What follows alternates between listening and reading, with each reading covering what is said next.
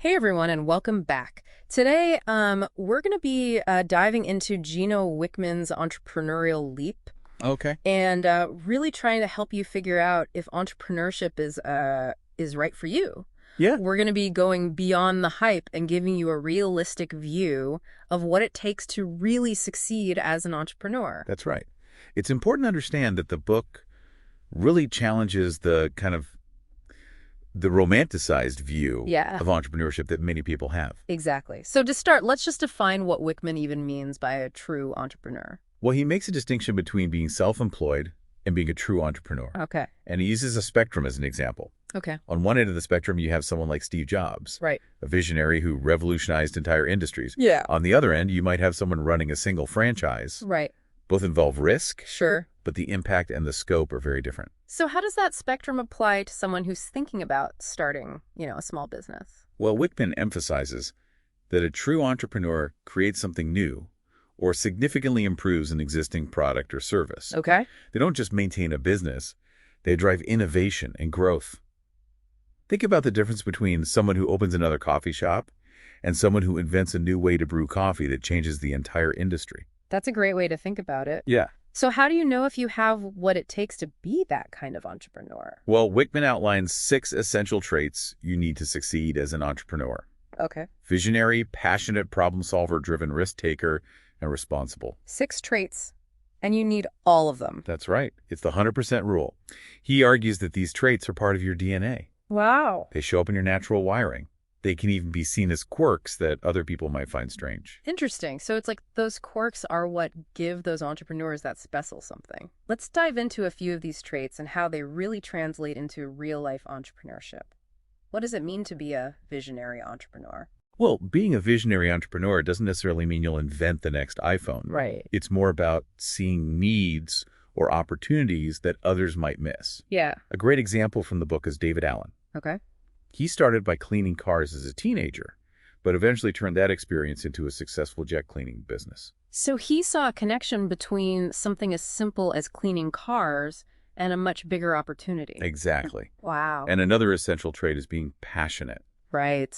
This is absolutely crucial because passion fuels you, especially when things get tough. Passion keeps you going when you want to give up. Right. Yeah. Think about Steve Jobs' famous quote. Yeah. I'm convinced that about half of what separates the successful entrepreneurs from the non-successful ones is pure perseverance. Perseverance. That perseverance is driven by passion. If you're not passionate about what you're doing, you'll likely quit when faced with inevitable challenges. That makes sense. Passion is definitely something that you as listeners should really consider if you're thinking about starting your own business. And that leads us to another important concept in the book, Ah. understanding your WHY. Yeah. Gary Vaynerchuk talks about this a lot. Right. He believes everyone has a driving force, a core motivation.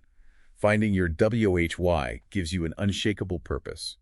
Okay, so how can our listeners start to discover their own WHY? Well, Vaynerchuk developed a framework called the 9 WHYs, 9 WHYs. which you can find on the Y Institute's website. Okay. It's designed to help you uncover what truly motivates you and what kind of impact you want to make. So it's like a roadmap to your inner drive.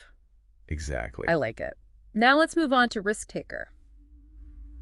This one might seem kind of self-explanatory, but is there more to it than just being willing to take risks? Definitely. There are different types of risk, Okay. and understanding those nuances is important. Yeah. The book talks about Clay Upton, Okay. who dropped out of college to start Traction Tools. Wow. He built a successful software platform, but that decision involved a huge amount of risk.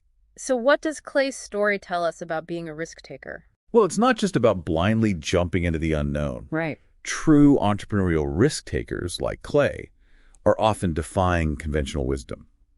Okay. They're driven by a strong belief in their vision Yeah. and are willing to take calculated risks to achieve their goals. Right.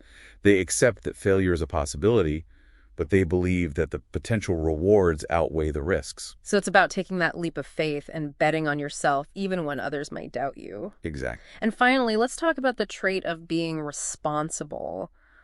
Why is that so important for an entrepreneur?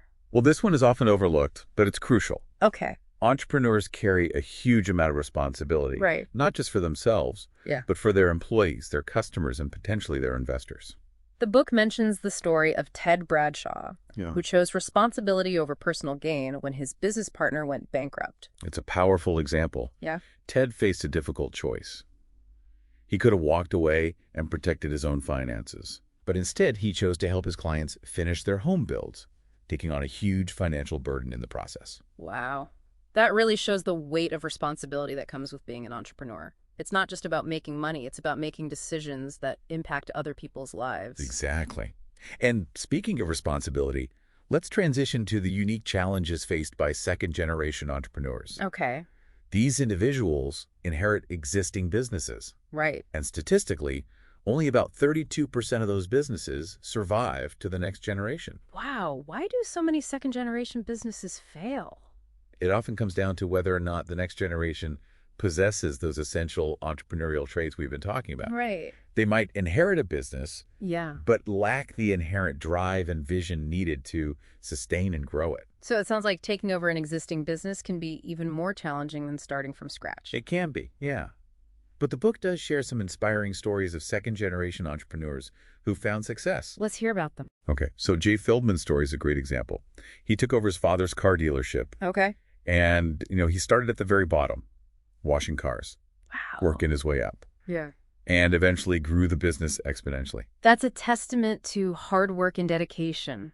And it shows that you don't always have to reinvent the wheel. Sometimes it's about taking something that already exists and just finding ways to make it even better. Right. And then there's Mike Uckel, who transformed his family's business, Uckel Health and Nutrition, Okay. by shifting their focus to a whole new market: equine pet and human supplements. He took a business with a strong foundation and propelled it into a new era. It's fascinating to see how these entrepreneurs took what they inherited and really made it their own. Mm. So we've talked about defining a true entrepreneur, and we've explored some of the essential traits. But what about actually building a business? Let's get into the nitty-gritty of that. Sure. A key point Wickman makes is that there are tons of options beyond billion-dollar tech companies. Right. Smaller businesses can be incredibly fulfilling and profitable, Yeah. and sometimes even more manageable. That's a good reminder for our listeners. It's easy to get caught up in the hype of those huge startups, but entrepreneurship can take so many different forms. So where do you start when it comes to choosing a business? Wickman suggests focusing on three main factors: industry, type of business, and size. Okay. The industry is your playing field. The type of business defines what you offer and to whom, Right. and the size determines the scale and complexity you're comfortable with. Okay, those are good categories to consider. Can you give us an example of how those factors might play out in a real-world scenario? Sure. Let's say you're passionate about makeup and you want to create a high-end makeup line. You could choose to build a small boutique operation, Okay. selling online and through select retailers, Right. or you could aim for a large company with global reach, manufacturing and distributing on a massive scale. Those are two very different approaches, but they both fall under the same industry and business type. So the size factor really helps narrow down the possibilities and figure out what feels right for you. Exactly. And remember, revenue isn't the only measure of success. Right. You also have to consider profit margins and the complexity of managing a large number of employees. Sometimes a smaller, more profitable business with a manageable team can be more rewarding than a large, complex enterprise. That's an important point. It's about finding what works best for you and your goals. Now, the book is full of captivating stories about entrepreneurs from all walks of life. It is. Let's hear a few of those stories, and maybe they'll spark some ideas for our listeners. Great idea. These stories show the diverse paths that entrepreneurs take and highlight the fact that there's no one-size-fits-all approach to building a business. Perfect. Okay, first up, we have Sam Simon, who went from working at a gas station to building Atlas Oil, a billion-dollar energy distribution company. Wow. What's interesting about Sam is that he started small, Okay. observing that the ice machine at his family's gas station wasn't being fully utilized. That observation sparked an idea for an ice distribution business, which eventually grew into something much bigger. It's a great example of how a simple idea, combined with hard work and strategic thinking, can lead to massive success. It's all about recognizing opportunities that others might miss. Okay, for a story about a unique career transition, let's talk about Todd Saxey. He started with a window washing and maid service before eventually finding his true passion in real estate and construction, Yeah. building the successful Saxey Construction. Todd's story reminds us that sometimes the path to entrepreneurship isn't linear. Right. It can involve exploration and trying different things before finding the right fit. And for a story that combines music and business, we have Mike Nara. Okay. He started by buying and selling recording equipment Yep. while pursuing a career as a rock musician. That side hustle eventually evolved into Vintage King Audio, a leading provider of professional audio equipment. Mike's story is all about recognizing a market need and finding creative ways to generate income. He turned a passion into a profitable business. And then we have the King of Pops, who started by selling unique popsicles from a cart and grew it into a multi-million-dollar business. Talk about a sweet success story. Oh, yeah. It's a classic example of starting small, Yeah. testing the waters, Yeah. and scaling a business based on customer demand. The King of Pops found a niche product and created a brand that resonated with consumers. It proved that sometimes the simplest ideas can be the most successful. Now let's hear about Nicole Parker Green, who quit her job to start her own program and project management business, the EOS Group, achieving incredible success in the construction industry. Nicole's story is so inspiring. Yeah. It demonstrates the power of believing in yourself and your abilities.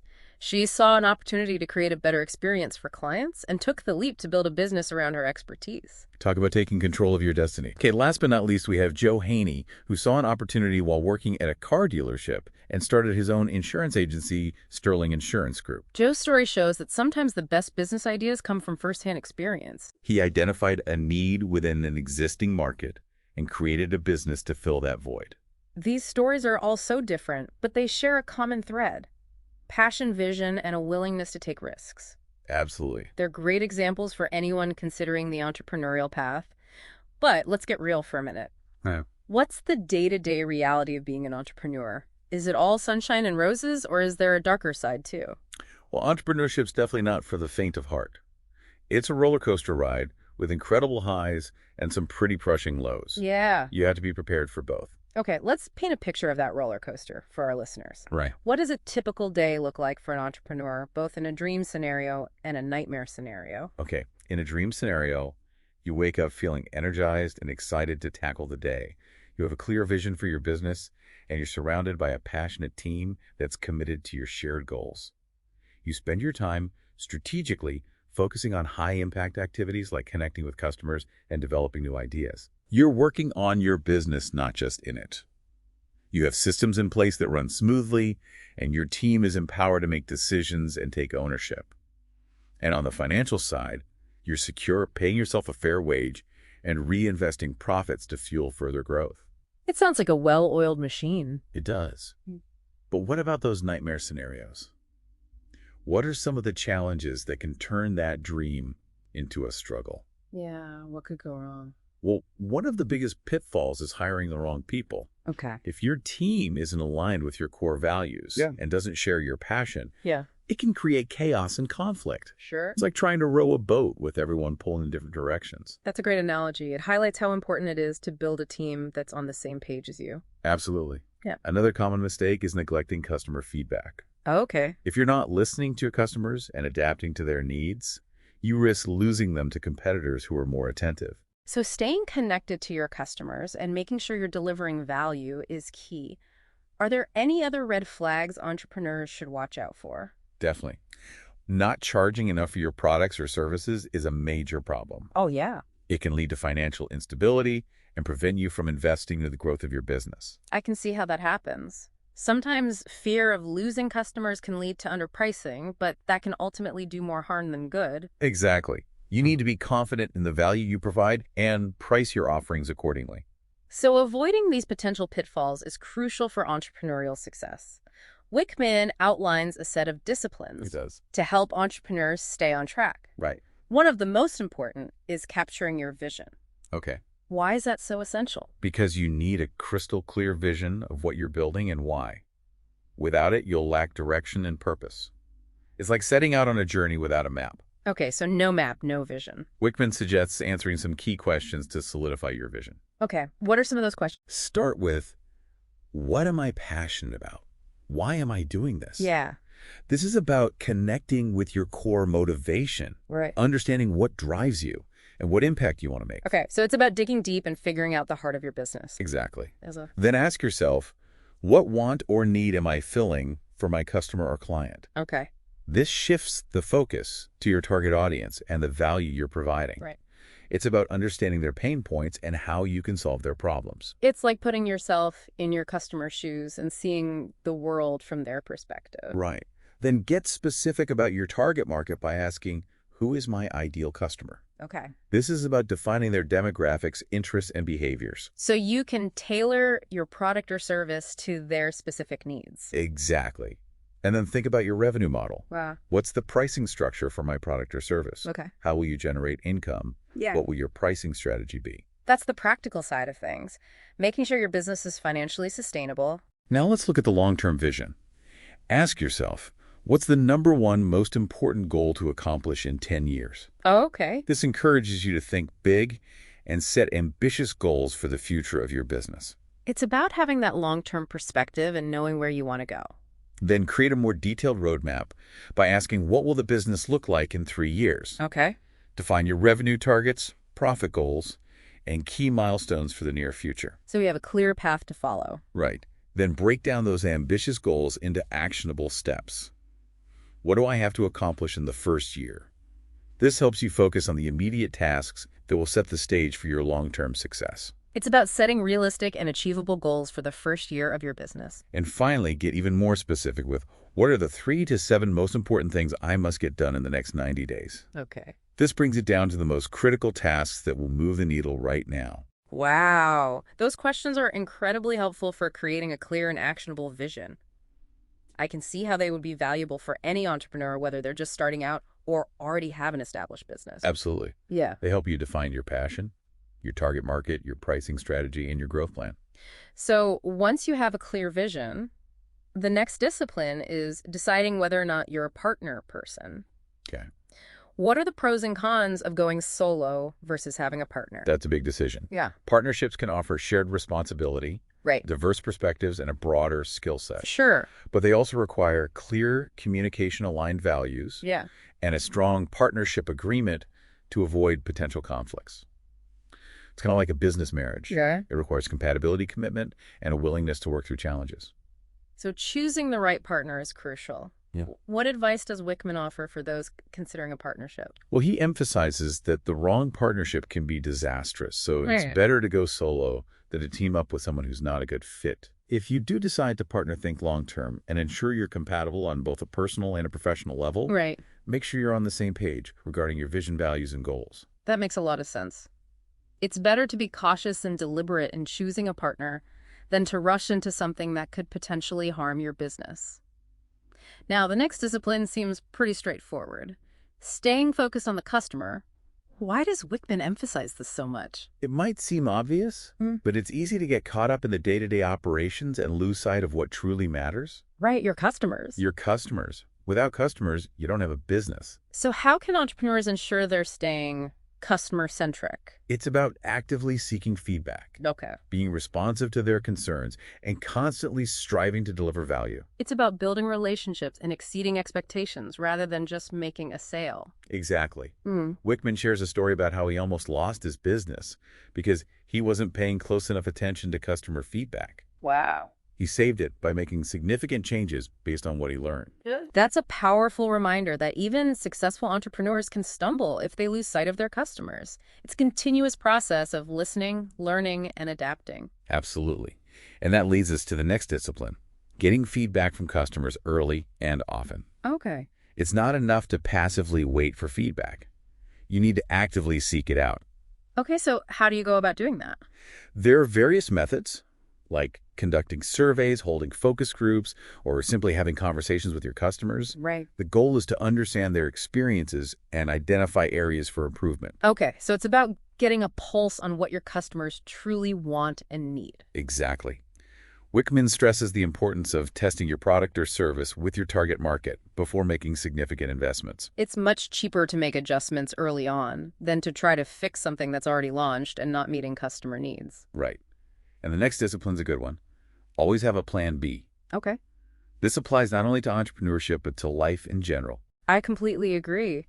Why is having a backup plan so important in the entrepreneurial world? Because entrepreneurship is full of uncertainties and unexpected challenges. Having backup plans helps you stay agile and adapt to changing circumstances. So it's not about being pessimistic, but rather about being prepared for different scenarios. Exactly. And then there's the most straightforward discipline of all. Work hard, really hard. I don't think that one needs much explanation. It might seem obvious, but it's worth emphasizing because entrepreneurship is definitely not for the lazy or those seeking a quick and easy path to riches. Right. It takes dedication, perseverance, and a willingness to go the extra mile. And as they say, the harder you work, the luckier you get. The next discipline is about handling criticism and doubt, Okay. which can be especially challenging in the early stages of building a business. I can imagine that you're putting yourself out there, sharing your vision with the world, and you're bound to encounter some negativity along the way. It's natural for people to question your ideas, especially if they're unconventional or challenge the status quo. Yeah. But it's important to believe in yourself and your vision even when others don't. Right. Surround yourself with supportive people who believe in your potential and don't let the doubts of others derail your dreams. Wickman shares his own experiences with facing rejection and criticism, He does. which shows that even successful entrepreneurs have to overcome negativity. His story is a reminder to stay true to your vision even in the face of adversity. Okay, so we've talked about taking the leap and staying focused on the customer. Okay. Now let's dive into building the business. This is where things get really exciting. Yeah. It's about taking your vision and turning it into a thriving enterprise. Wickman outlines 9 stages of building a business. He does. Let's explore those stages, Okay. starting with what he calls generating cash. This is the most fundamental stage. You need to figure out how to generate revenue and create a sustainable business model. It's about turning your idea into something that people are willing to pay for. So it's about making sure your business can actually make money. Exactly. Yeah. And then there's the stage of hiring an integrator. Okay. Now, this is a term that might be new to some listeners. Right. What exactly is an integrator and why are they so important? An integrator is essentially the yin to the entrepreneur's yang. Okay. They're the operational counterpart responsible for managing the day-to-day aspects of the business, while the entrepreneur focuses on the big picture and the strategic vision. They're like a right-hand person who can handle the details, freeing up the entrepreneur to focus on what they do best. It sounds like a powerful partnership. It is. And Wickman himself is a big advocate for this dynamic duo. Yeah. He even co-authored a book called Rocket Fuel with Mark C. Winters, which delves deeper into the entrepreneur-integrator relationship. Oh, wow. If any of our listeners are thinking about bringing on a partner or building a team, I highly recommend checking out Rocket Fuel. It's full of valuable insights. Absolutely. Now, the next stage is about discovering your core values. Okay. This is crucial for establishing a strong company culture. What exactly are core values and why are they so important? Core values are the guiding principles that define your company culture. Okay. They're the non-negotiable beliefs and behaviors that shape how you operate, interact with customers, and make decisions. They're like the DNA of your business. And just like your personal values guide your actions, your company's core values should guide every aspect of your business. Exactly. To define your core values, Wickman suggests brainstorming a list of values that resonate with you and your vision for the business. Okay. He even provides a list of examples in the book to get you started. That's helpful. Then narrow it down to the 3 to 7 values that are most essential to your company culture. Okay, so it's about identifying what truly matters to you and your business. Right. The next stage is holding yourself accountable. Okay. Accountability is a word that gets thrown around a lot. It does. But what does it mean in the context of entrepreneurship? That's a great question. What does Wickman have to say about that? Well, he defines it as taking ownership of your actions, setting clear goals, and tracking your progress. It's about being responsible for the success of your business. So it's not just about working hard, but also about working smart and measuring your results. Exactly. Wickman suggests identifying the 3 most important numbers that you need to hit every week to achieve your annual goals. That's a great way to stay focused on the key metrics that drive your business forward. Absolutely. And the next stage is creating a marketing strategy. This is where you figure out how to reach your target audience and communicate the value of your product or service. It's about defining your brand, identifying your ideal customers, and choosing the right marketing channels to connect with them. It's about getting your message in front of the right people at the right time. It's about making sure your business is visible and that your message resonates with your target market. Exactly. And then there's the stage of mastering sales. This is where the rubber meets the road, right? It's about turning potential customers into paying clients. It is. It's about understanding your sales process, building relationships, and closing deals. Right. It's about being persuasive, building trust, and effectively communicating the value of your offerings. It's about making that connection with your customers and convincing them that your product or service is the solution they've been searching for. Now, the next stage is about staying in your personal sweet spot. Okay, this one sounds intriguing. What does that mean? This is about identifying your strengths and focusing on the tasks that you enjoy and excel at, Right. while delegating or outsourcing the rest. Okay. Wickman emphasizes that as your business grows, you'll need to learn to let go of certain responsibilities and empower others to take ownership. Right. It's about creating a more sustainable entrepreneurial journey and preventing burnout. So it's about working smarter, not harder, and leveraging your unique talent. The eighth stage is finding a peer group. Okay. Why is this so important for entrepreneurs? Well, I imagine it can get pretty lonely at times, especially in the early stages when you're wearing so many hats and facing so many challenges. Absolutely. Connecting with other entrepreneurs who understand the unique struggles and rewards of building a business can provide support, inspiration, and accountability. It's about sharing experiences, learning from each other's mistakes, and celebrating each other's successes. It's about realizing that you're not alone on this journey. Exactly. Wickman highlights the benefits of peer group organizations like the Entrepreneurs Organization, EO, Okay. the Young Presidents Organization, YPO, and Vistage. Those are great resources for entrepreneurs who are looking for a community and a support system. And finally, the ninth stage is all about achieving work-life balance. This is something that many entrepreneurs struggle with. It's easy to get caught up in the hustle and grind of building a business and neglect your personal life, your health, and your well-being. You're absolutely right.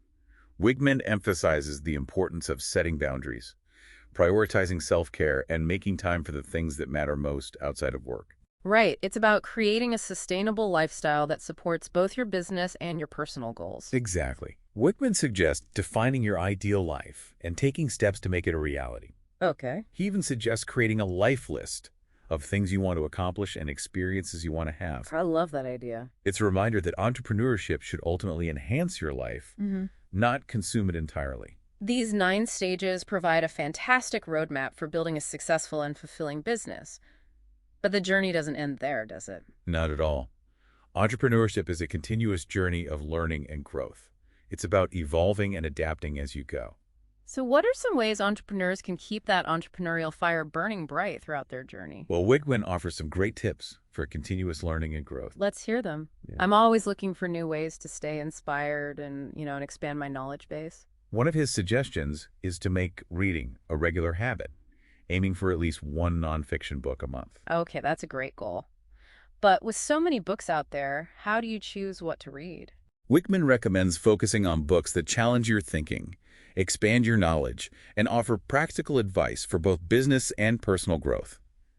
He actually provides a list of recommended reads in the book, covering topics like leadership, strategy, marketing, finance, and personal development. Perfect. We'll definitely share that list on our website so our listeners can check it out and start building their own entrepreneurial library. And don't forget about podcasts. There are tons of amazing podcasts out there featuring interviews with successful entrepreneurs, industry experts, and thought leaders. Yeah, podcasts are such a convenient way to learn. You can listen while you're commuting, working out, or even doing chores.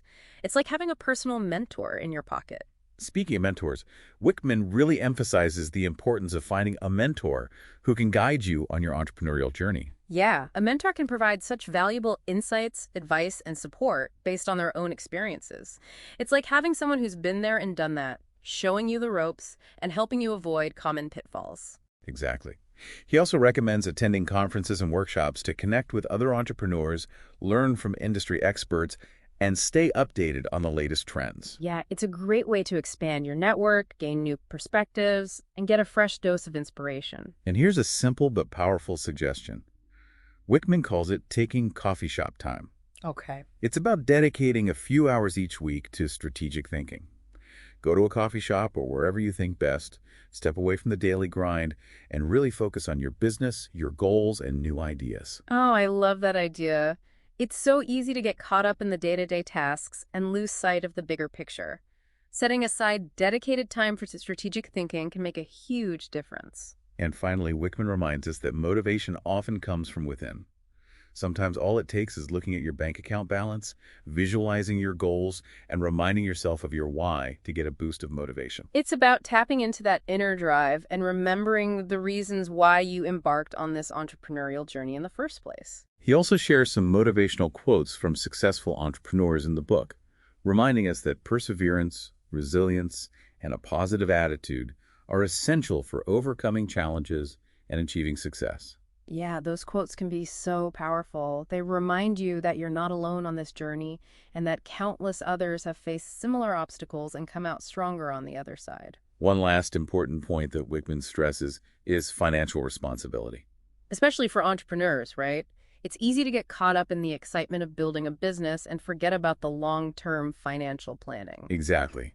He encourages entrepreneurs to save at least 15% of their earnings. That's a good rule of thumb for everyone, really. But it's especially important for entrepreneurs who often face unpredictable income streams. He emphasizes that saving consistently can provide a safety net for unexpected challenges and ensure a secure future, regardless of the ups and downs of entrepreneurship. So we've covered a lot of ground today, exploring the key takeaways from Entrepreneurial Leap. We've talked about what it means to be a true entrepreneur, the essential traits you need to succeed, and the steps involved in building a thriving business. But ultimately, it comes down to this. Are you ready to take the leap? That's the question every aspiring entrepreneur has to ask themselves. What need or opportunity have you noticed in the world? Could this be the seed of your own entrepreneurial venture? We encourage all our listeners to reflect on the insights we've discussed today, explore the resources we've mentioned, and most importantly, listen to that inner voice that's calling you to create something amazing. The world needs more passionate, driven, and responsible entrepreneurs who are willing to take risks, solve problems, and make a positive impact. And who knows, maybe this deep dive has sparked the inspiration for the next groundbreaking business idea. Until next time, keep learning, keep growing, and keep diving deep into the world of knowledge. And remember, the entrepreneurial journey is a marathon, not a sprint. Pace yourself, stay focused, and enjoy the ride.